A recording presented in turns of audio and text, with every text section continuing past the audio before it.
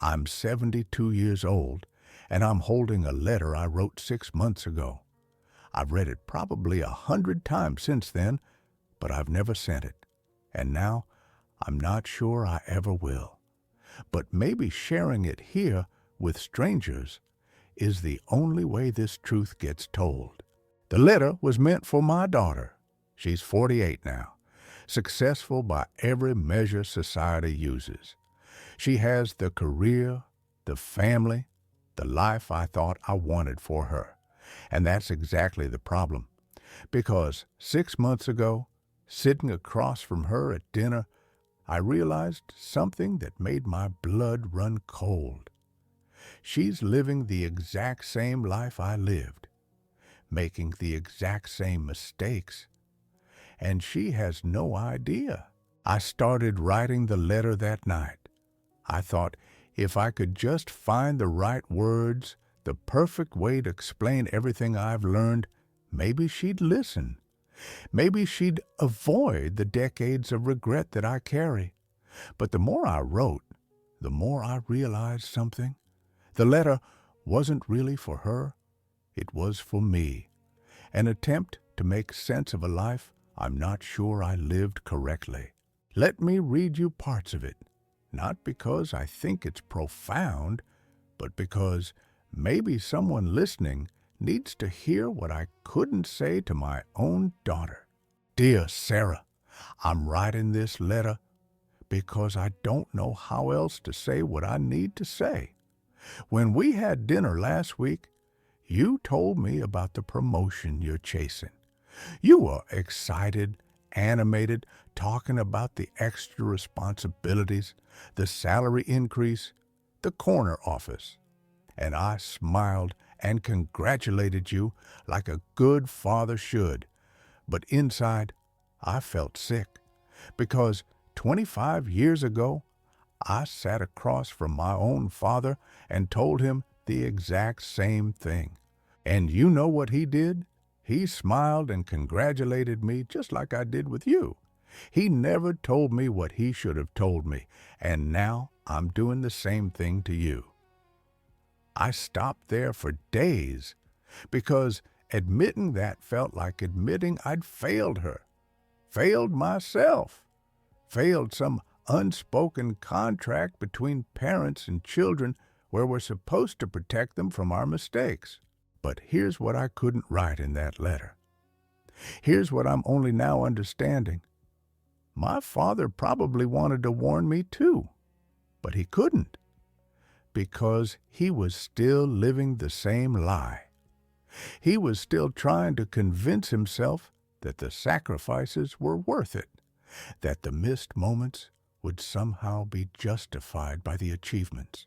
He died at 74, 2 years older than I am now, and in his last weeks, when the morphine made him honest, he told me things he'd never said before, about regrets, about wishes, about a life he'd planned to live someday that never came.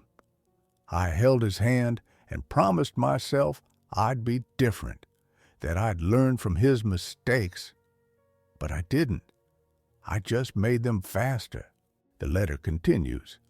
Sarah, you told me you're too busy to take that vacation your husband suggested. You said maybe next year when the project is done.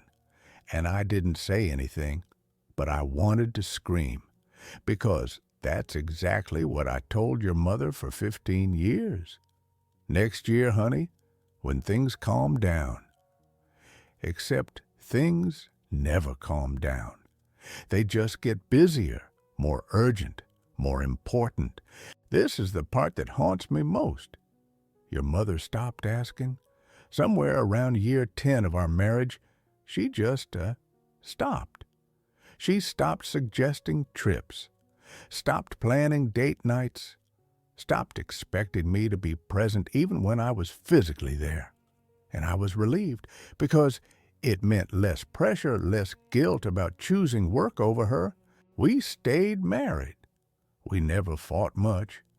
But somewhere along the way we became roommates who used to be lovers, people who shared a house but not a life.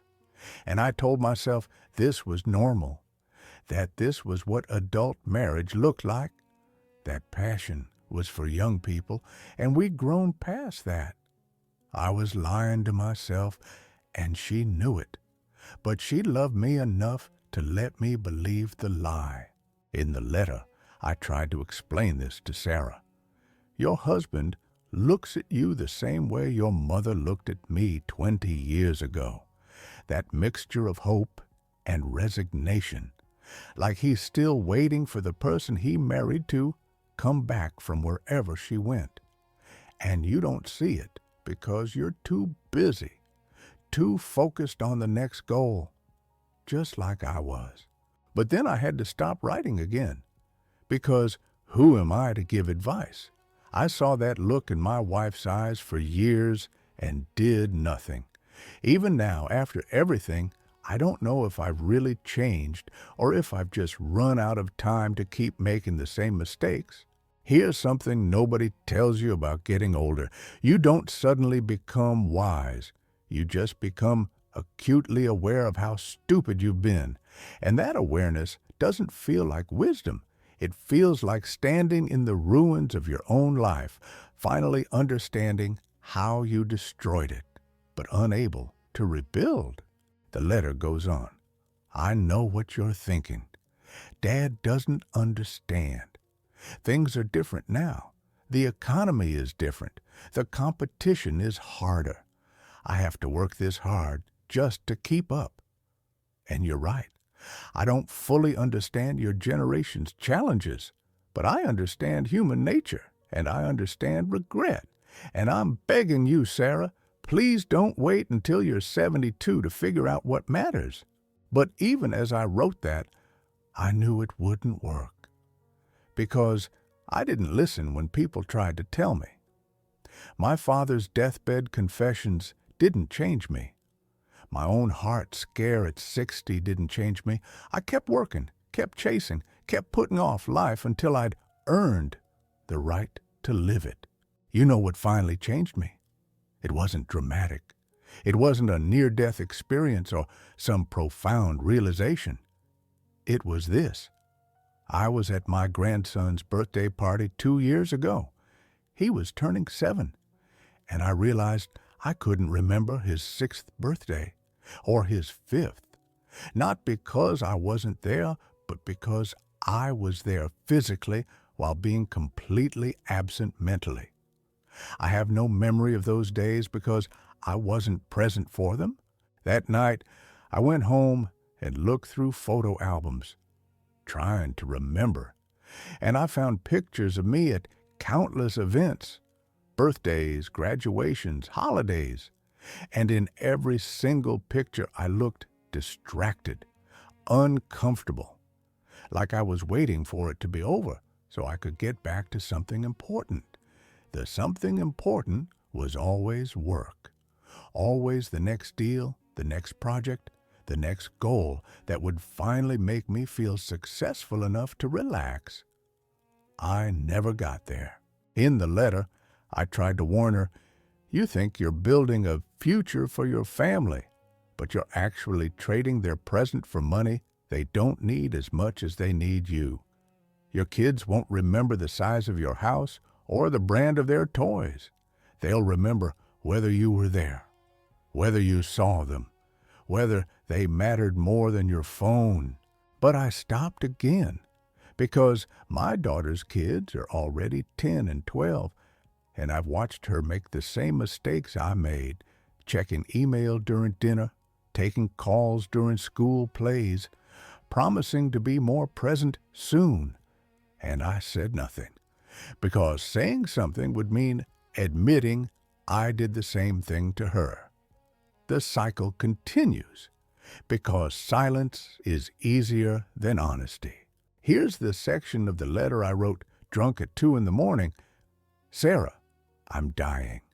Not imminently, the doctors say I have years left, but I'm dying the way everyone dies, one day at a time, getting closer to the end whether I acknowledge it or not. And the closer I get, the clearer I see what mattered and what didn't. And I'm terrified that you're going to reach the end and realize the same thing I'm realizing, that we traded the real for the urgent, that we sacrificed the sacred for the successful. I deleted that paragraph the next morning. Too dramatic, too morbid. But it was also too true, and maybe that's why I couldn't send the letter, because it wasn't really advice, it was a confession, an admission that I'd failed at the most important parts of life while succeeding at the parts that don't matter. Your mother and I went to therapy once. I was 68. We'd been married 43 years. The therapist asked us what we wanted from each other, and my wife said something I'll never forget. I want him to choose me, just once, over work, over golf, over anything. I want to be the priority. And I said, but you are. Everything I do is for you. The therapist just looked at me, and after a long silence, she said, that's not the same thing. She was right. I was working for my family while never being with them. I was providing resources while withholding presence. And I genuinely believed this was love. This was sacrifice.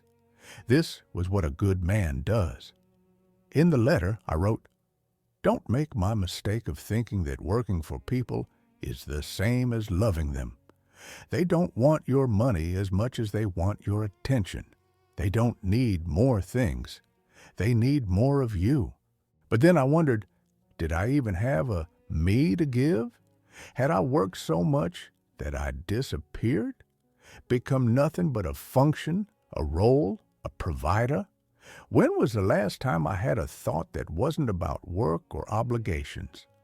I'm 72, and I'm not sure I know who I am. I know what I did. I know what I achieved.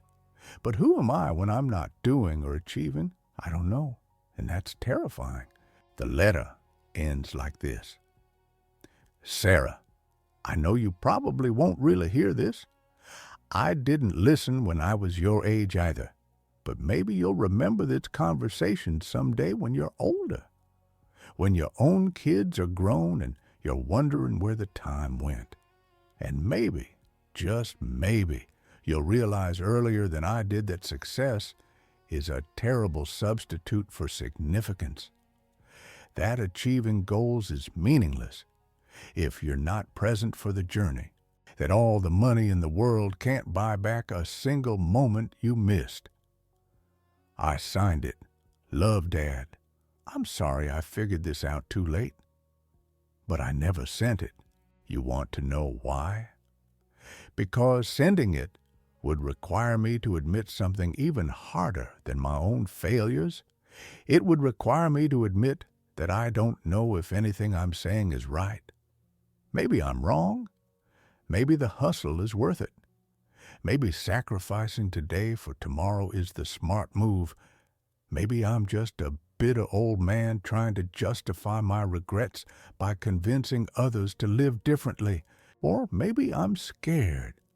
Scared that if I send this letter, Sarah will ask me the question I can't answer. If you knew all this, Dad, why didn't you change sooner? Why did you keep making the same mistakes even after you knew they were mistakes? And I don't have a good answer except to say that knowing and doing are different things. That we're all walking around with wisdom we don't apply to our own lives. That self-awareness doesn't equal change.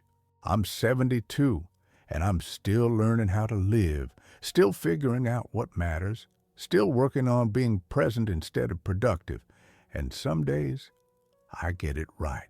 But most days, I fall back into old patterns. Check my phone too much. Get lost in my head. Miss the moment I'm in while thinking about the next one. So maybe I didn't send the letter because I'm not qualified to give advice I can't follow. Or maybe I didn't send it because, deep down, I hope that by not saying anything, I won't have to face how badly I failed at the things that really matter. But I'm recording this now because maybe someone else needs to hear it. Maybe someone younger than my daughter. Maybe someone who still has time to figure this out before they're standing where I'm standing, holding a letter they can't send, trying to warn the next generation about mistakes they're already making. Time is the only thing you can't get back. Not money, not success, not respect. Just time. And every day you spend climbing the wrong ladder is a day you don't get to live again.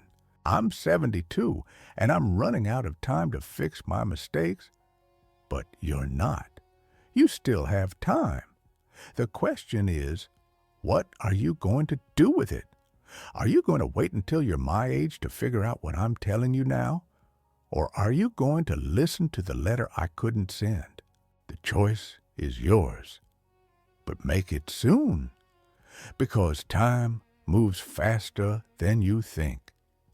And one day, you'll be the one writing letters you can't send, trying to warn people who won't listen, wishing you could go back and do it all differently. Don't be me. Be the person I wish I'd been. That's what the letter should have said. That's what I'm saying now. To whoever's listening, please don't make my mistakes. Please live while you still can. Please be present while the people you love are still here. Because soon enough, we're all just memories. And the only question that matters is, what will people remember? Your achievements or your attention? Your success or your presence? I know what my family will remember, and it's not the things I'm proud of. Learn from that, please.